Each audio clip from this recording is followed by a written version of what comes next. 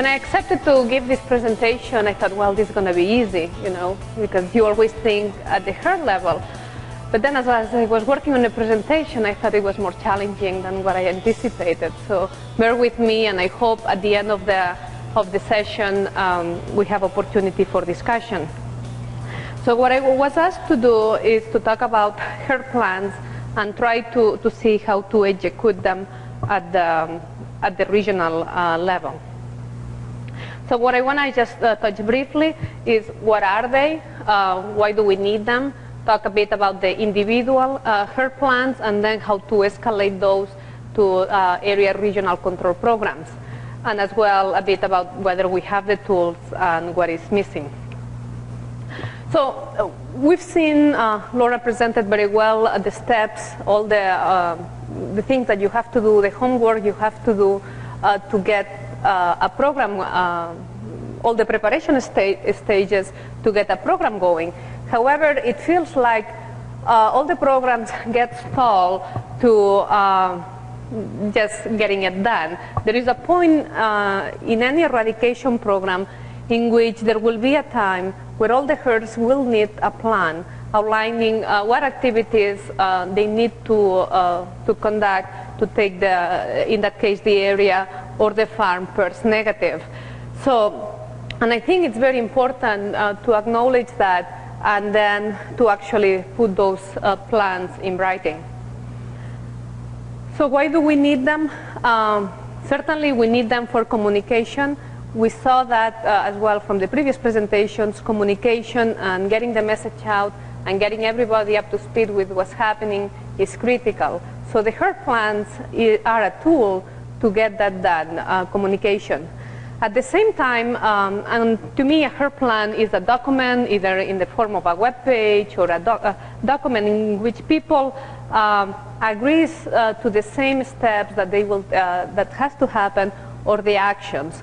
So I think it's a great tool to do that, allows for that discussion and allows to commit, for the people to commit about what they are about to get done.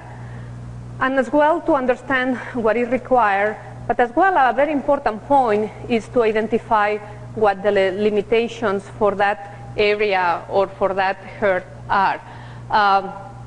Because sometimes you are not going to be able to put a plan that is ideal, so you have to understand where your compromises are going to be. I also like to identify what are the non-negotiables. In some way, when I put the herd plans together, again, in some way you do a sales job. You are a person from the outside, we do a sales job, and then with the producer, they have to buy the program, and then they have to feel it's their own program, so they execute it. But I think in any program, there are certain things that are non-negotiables, certain dates, certain movements, certain things that need to happen, and I think those have to be clear. But at the same time, when you do that, there are areas in which, yeah, they have more room for, you know, to decide what they want to do without being so critical. So I think it's good to understand that so they feel they contribute to the program and it's their program. So I think the herd plans help to do all that. What are the components of a herd plan? If we think about an individual program or farm, certainly I think you want to capture general information, the type of farm, the farm layout, number of animals, some of the movements. Again, trying to bring everybody up to speed with what's going on. But then there is a point in which you have to define the cleanup strategy. I think Dr. Paul Jeske will talk about that later on. So, but again, identifying, depending on the cleanup strategy, the way how I see it is that each herd will have to come up with its own cleanup strategy, and then you outline the steps that you have to follow. If you use herd closure, when is the last introduction of animal positive, when is the last, when are you going to empty the facilities, what are you going to follow for cleaning, etc., etc. So it's very important to define that strategy. At the same time, the same plan needs to outline what are you going to do to monitor the plan? What is going to be your monitoring strategy? And very important to me is to identify the timelines, and even more important, some deadlines. So there are certain things that need to happen by certain dates. I mean, for example, if you have you want to do a herd closure and you have growing pigs on site, these pigs will have to be gone before you introduce negative yields, for example. So there are certain things that are non-negotiables that they have to be very clearly outlined and then at the same time agreed on. And even more important is to define the responsibilities, who is going to be doing what, okay? And then the reporting back to the activities that are happening. And as I was saying before, the fact to use the herd plans as a communication tool allows you to identify the weaknesses and what are the main risks for the programs. This is just a slide to show in a herd plan, that's what you would do. You would outline the different steps, herd by herd, et cetera, et cetera. Okay. However, the challenge becomes when it's not just a single farm, when it's an area. I think, in my opinion, is a very critical point as well, who puts together the herd plan. And I think it's got to be the people who take the ownership for implementing the plan, okay? And I think it's critical in this case that both the producer and the veterinarian are the ones who, at the end of the day, take the ownership for putting it together and then implementing it and make sure it happens. But what I've seen as well, for the herd plans to work, there has to be as well an accountability for the plan and even somebody who oversees the plan. When I was working on the PRRS elimination in Chile, which again, one of the things they had to do, everybody who was PRRS positive, they had to have their own herd plan. There was, in that case, it was the government, a group of, a committee that had representatives from the government and then from producers, the industry that actually were in charge of the PRRS elimination for in Chile, that were responsible to oversee the herd plan and approve it. And then every 6 months or whatever timeline it was, they would review it. And I think that brought a lot of accountability, and they were making sure the programs were moving along. So I think there needs to be some of that as well. So, but the challenge really in the discussion today is how to go about coming up with these herd plans that actually it's not just a single farm, but you are trying to coordinate all the activities in the area.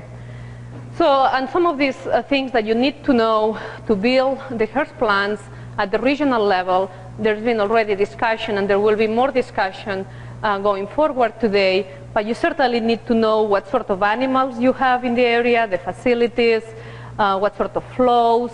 A key point already, knowing the locations, need to know the movements, at least some of the critical ones. And to me, a critical one is whether you only have pigs from your region, or actually it's a region in which also come pigs from outside the region, in which you probably will not have, or you will have very limited control on the status of those pigs. At the same time, again, because this is a voluntary program so far, you need to identify who wants to participate, okay, and the level of commitment that every producer in that case will have. So, and we have to understand that, as we've seen in the cases in the more advanced regional programs, is that not everybody will be on the same page at the same time. So, and I think at the same time we cannot wait in some of those regions to have everybody at the same page before to get started, because I just think it's going to be almost impossible. So, things that may happen, the same peer pressure as the plan progresses, some of the advances, seeing those maps, more green dots, that then if you are the red one, then you see that it's time for me to get started. And then at the same point, I think it's key to identify who are the influencers and very often some of the suppliers for those units that may have that ability to influence and help convince the producers in that area to actually be part of it. But I think we'll have to take some risk in these areas, because I don't think everybody will be on the same page at the same time as we want. So, but the point is, if we look at the Stevens County, is in reality, it's ideal to have everybody at the same page, but it doesn't happen, but it can still be successful. So if you understand the peak movement. So I think that's encouraging. As we've talked about, in the HERP plans, in the regional programs, involve all the players.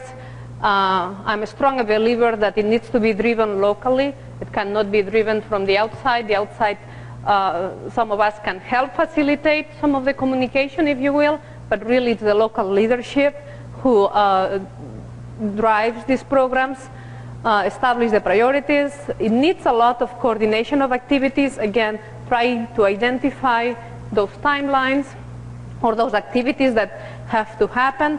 And what I think is very important is to have those ongoing communication and meetings to evaluate how the actual HERP plan is being executed and whether it's going in the right direction or not. And there has to be measure of progress as well. And I'm not going to get into this, but with some of the first classification that we're working on, and some of the activities and the measure tools with diagnostics and so on, I think it's important to report those. But at the same time, as part of the HERP plans, we need to anticipate what can go wrong and what sort of unexpected situation should we expect in some way, and then have contingency plans in place.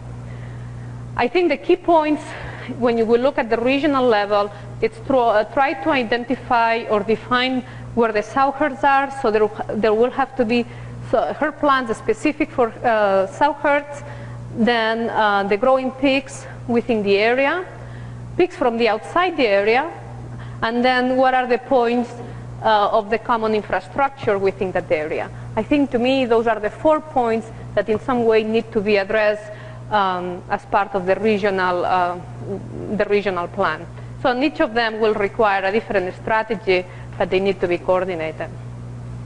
In ideal situation, and Laura in some way talked about these timelines, and I'm glad we agree in some of this on the timelines, but in an ideal situation, I think when we put together the HERP plans, if we start working on it as a group, and I think it would be quite realistic to consider that you need about 6 months for organization and communication, 6 to 12 months for understanding what the situation is, diagnostics, control, stabilization of the area, if you will. Of course, it will also depend on the definition of your area, if you're talking about a huge area or something much more specific. But then the key point to me is as well about this intensive plan management, in which it's when the elimination plans need to happen. And during that time, it's going to be very hectic and intensive, but I think that's where most of the work will take place. And after that, from that point on, if everything goes well, it's about protecting the area, monitoring the area, and expanding the area to the region. Okay? So, again, some of the points we've already talked about on the execution. So we build the plans. We have to implement them now. So again, there has to be a lot of communication in order to have coordinated efforts. In some cases, that will be possible. In some cases, that will be more challenging. But all that will need of the local leadership to make it happen. We've talked about communication already, the need for regular meetings. And to me, I think trying to identify, sometimes it's very important to outline what it needs to happen, but even it's more important to just, instead of coming up with a list of 20 things that nobody can quite remember at the end, I think it's good to try to summarize to a short list and see what are the non-negotiables in the plan that need to happen